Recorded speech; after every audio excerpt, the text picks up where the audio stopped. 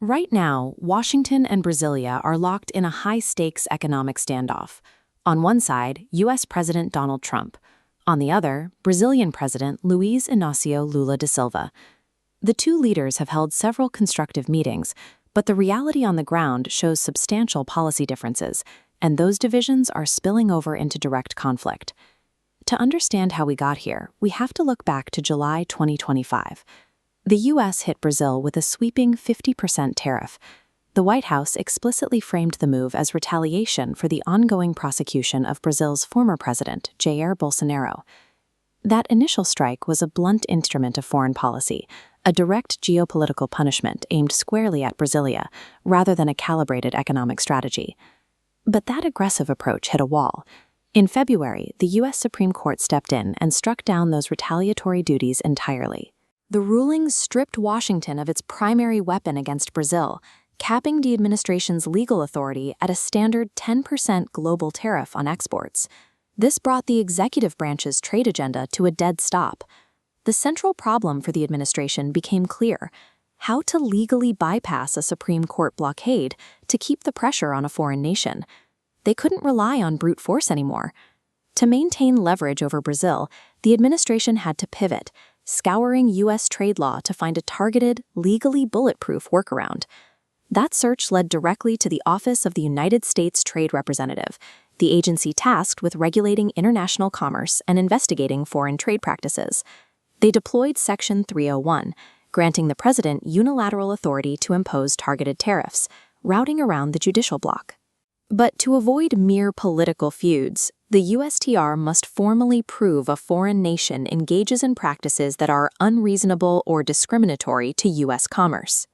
At the direction of President Trump, U.S. Trade Representative Jamieson Greer launched a fast-tracked investigation to find exactly the kind of actionable offenses needed to trigger the statute.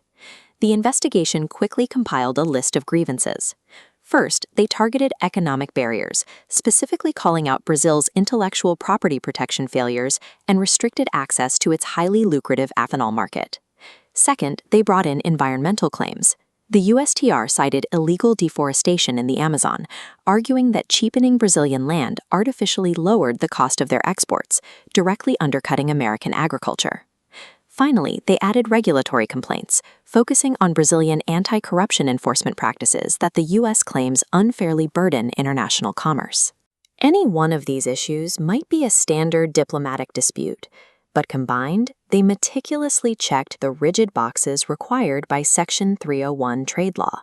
By converting a geopolitical standoff into a detailed list of economic and environmental violations, the administration bypassed the Supreme Court's roadblock and proposed a devastating new 25% tariff on Brazilian goods.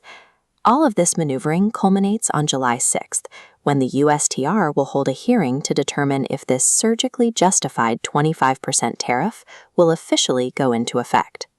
While the tension between Trump and Lula persists, the battlefield has moved.